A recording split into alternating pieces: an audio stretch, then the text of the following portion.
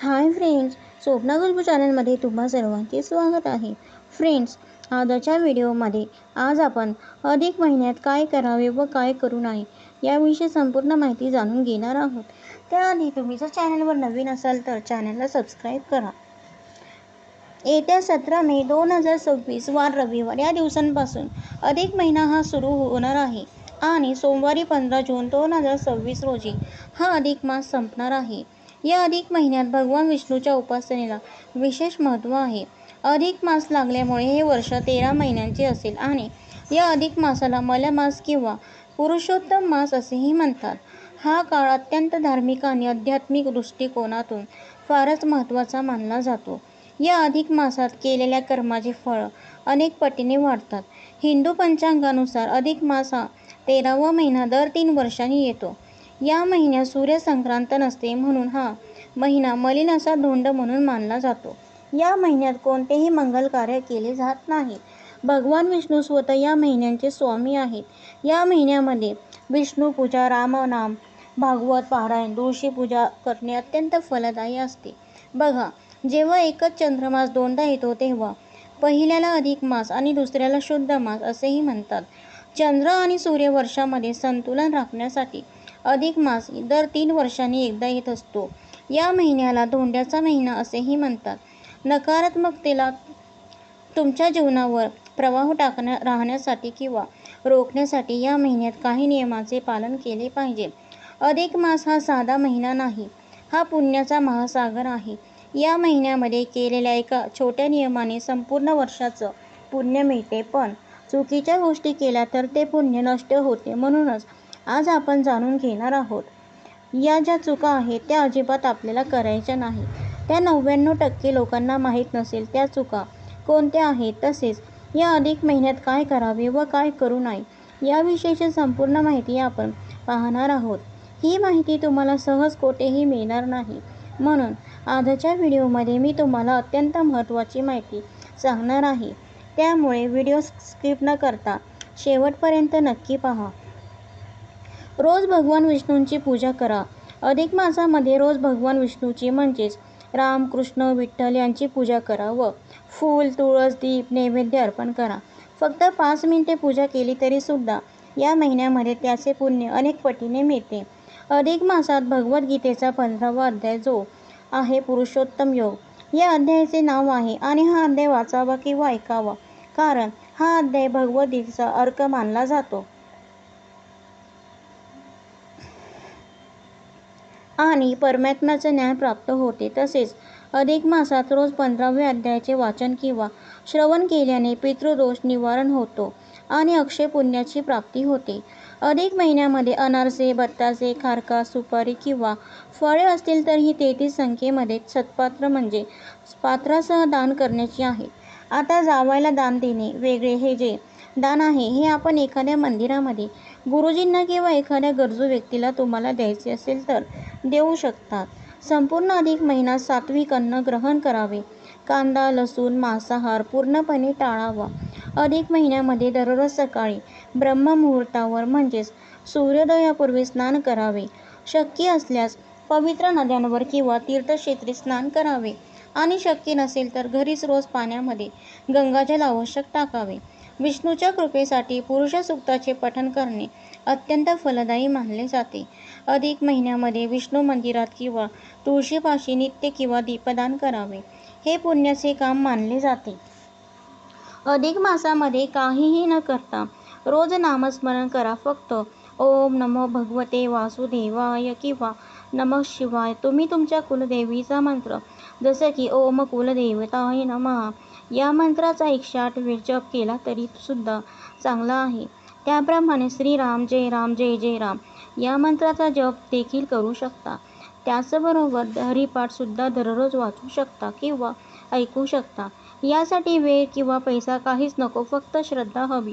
बघा, अधिक मासामध्ये जर तुम्ही कोणतेही व्रत करू शकणार नसाल तर दररोज जेवण करताना अधिक मासामध्ये आपण मौन पाळू शकतो. हे व्रत खूप महत्त्वाचे आहे. हे सगळे व्रत केल्याचे पुण्य जे आहे, जर आपण अधिक मासात जेवताना मौन पाळले तर यामुळे आपल्याला मिळते. भगवान विष्णूची पुरुषोत्तम रूपात पूजा करावी. त्यांच्या मूर्तीला किंवा प्रतिमेला तुळशी दल अर्पण करावे. दररोज विष्णू सहस्रनामांचे पठण किंवा श्रवण करावे. अधिक महिन्यात भुकेल्यांना किंवा गरजू लोकांना अन्नदान करावे. गरजूंना कपड्यांचे दान करावे. अधिक मासात गोड पदार्थांचे दान करणे शुभ मानले जाते. शक्य असल्यास ब्राह्मणांना किंवा गरजू व्यक्तींना भोजन घालून दक्षिणा द्यावी. अधिक मासात सुवासिनी स्त्रिया अनारसे किंवा 33 दिवे यांचे वाण लुटतात. हे या महिन्याचे खास वैशिष्ट्य आहे. अधिक महिन्यात काही घरी ही सुद्धा पद्धत आहे की अधिक मासामध्ये दररोज तुळशीला काहीतरी वाण दिले जाते. तर हे वाण कशा पद्धतीने असू शकते?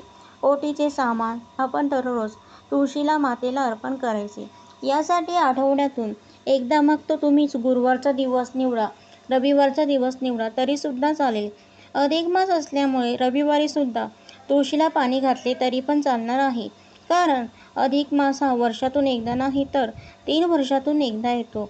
तुळशीचे पाने विष्णूंना वाहिली तर मनोकामना पूर्ण होतात असे शास्त्र सांगते. मुलींनी आपली आई जर हृदयात असेल तर नक्कीच आपल्या आईची ओटी भरा. आई समजा नसेल तर आईच्या फोटोपुढे तुम्ही ती ओटी ठेवू शकतात. याशिवाय आई नसेल तर वहिनी, काकू, मावशी, मामी, चुलती यांची देखील ओटी तुम्ही भरू शकता. किंवा कुलदेवीची किंवा आजूबाजूला एखाद्या कोणत्याही देवीचे मंदिर असेल तर त्या देवीची ओटी भरली तरी पण चालणार आहे. या महिन्यात आपण भागवत पारायण करा किंवा ऐका. अधिक मासामध्ये श्रीमद भागवत पारायण करणे सर्वश्रेष्ठ मानले जाते. घरी शक्य असेल तर घरी किंवा मंदिरामध्ये किंवा तुम्ही अगदी भागवत कथा रोज ऐका.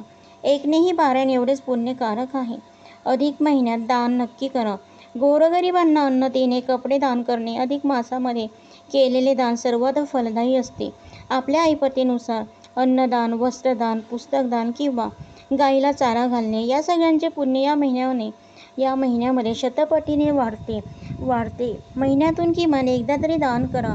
अधिक महिन्यात उपवास करा. अधिक महिन्यामध्ये एकादशीचा उपवास करणे सर्वश्रेष्ठ आहे. शक्य नसेल तर आठवड्यातून एकदा गुरुवारी किंवा एकादशीला उपवास करा. उपवासाने मन, शरीर आणि आत्मा शुद्ध होतात. या महिन्यात सकाळी लवकर उठा. अधिक महिन्यामध्ये ब्रह्ममुहूर्तावरची म्हणजेच पहाटे 4 ते 6 च्या दरम्यान उठणे अत्यंत शुभ आहे. यावेळी वातावरणामध्ये सकारात्मक ऊर्जा सर्वाधिक असते. स्नान करून पूजा केल्यास त्याचे पुण्य इतर वेळेपेक्षा जास्ती मिळते.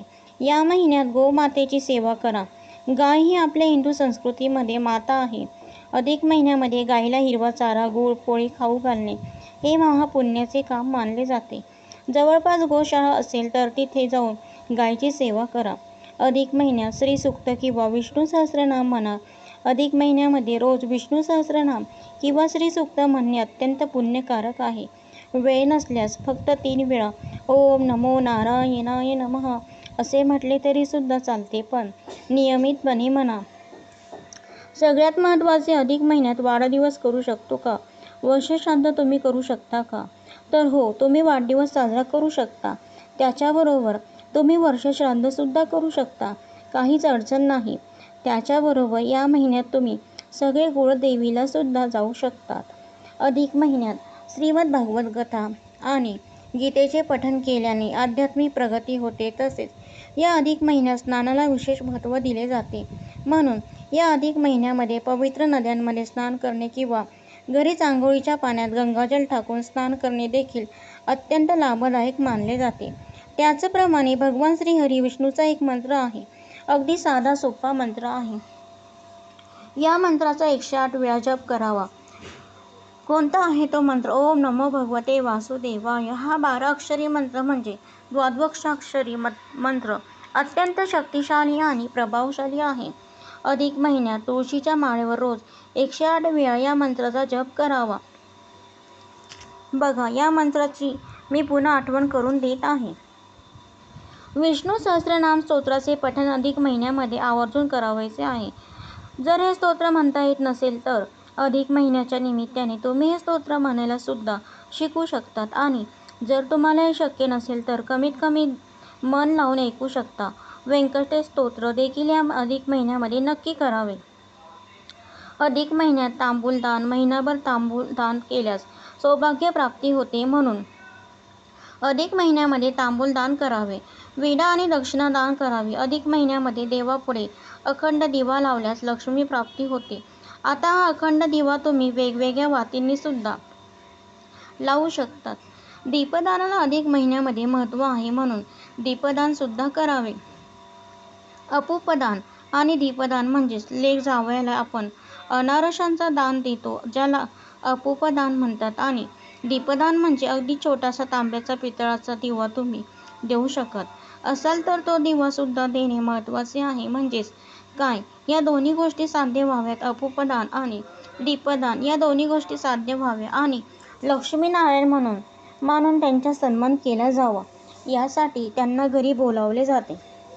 श्रीहरी विष्णूंनी सांगितल्याप्रमाणे या अधिक महिन्यामध्ये भूमिशयन व्रत करावे. म्हणजेच काय की बेडवर झोपायचे नाही, गादीवर झोपायचे नाही. संपूर्ण अधिक मास खाली फरशीवर सतरंजी, घोंगडी किंवा चटई टाकून त्यावर झोपायचे आहे. मग ते दुपारी झोपणे असो, रात्री झोपणे असो किंवा बसणे असो, गादीवर किंवा बेडवर बसायचे नाही. संपूर्ण अधिक मास पत्रावळीवर जेवण करायचे आहे, ताटामध्ये जेवण करायचे नाही. हा देखील नियम पाळू शकता. त्यानंतर एक वेळ जेवण करून सुद्धा तुम्ही अधिक मास पाळू शकता, उपवास करू शकता. त्याचप्रमाणे संपूर्ण धोंड्याचा महिना गाईला गोग्रास खाऊ घालू शकता. अधिक मासामध्ये जोडपे भोजन म्हणजे एखादे जोडपे बोलावायचे आहे आणि संपूर्ण अधिक मास त्यांना दुपारचे किंवा रात्रीचे जेवण आपल्या घरी जेवू घालायचे, किंवा तुम्ही एखादी सवाष्णी स्त्री बोलावू शकता आणि तिला सुद्धा जेवण घालू शकता. या महिन्यात दीपदान करू शकता, आवळी स्नान करू शकता, तीर्थस्नान करू शकता. त्यानंतर तीळ किंवा तांदूळ दान सुद्धा आपण करू शकतो, धान्य दान करू शकतो, सौभाग्याच्या वस्तूचे दान करू शकतो, गोदान करू शकतो, धरण पारण भोजन व्रत करू शकतो. म्हणजे एक दिवस जेवण करायचे, एक दिवस उपवास करायचा किंवा फक्त दिवसातून एकदा जेवण करायचे, असे एक भुक्त हे व्रत पण तुम्ही करू शकता. जर तुम्हाला ओरडून बोलायची सवय असेल, कोणाचा अपमान करायची सवय असेल, तर तुमच्या बोलण्यामुळे खूप लोक दुःखी होतात. मग घरचे असतील, बाहेरचे असतील, तर संपूर्ण अधिक मास तुम्ही कठोर न बोलण्याचा व्रत सुद्धा करू शकता. या अधिक महिन्यामध्ये केली जाणारी काही लोकप्रिय व्रतसुद्धा आहेत की जी आवर्जून वर्षानुवर्ष महिला करतात. तर त्यामध्ये हळदी कुंकू, स्वास्तिकचं व्रत, लाकोळी व्रत, त्यानंतर गोपद्म व्रत केले जाते. अधिक महिन्यात दररोज तुळशीची पूजा केली जाते किंवा एखादी सवाष्णी बोलवून तिची रोज ओटी भरली जाते, किंवा एखाद्या सवाष्णी स्त्रीला बोलवून रोज तिला जर चहा आवडत असेल तर चहा किंवा दूध आवडत असेल तर दूध तिला पाजले जाते.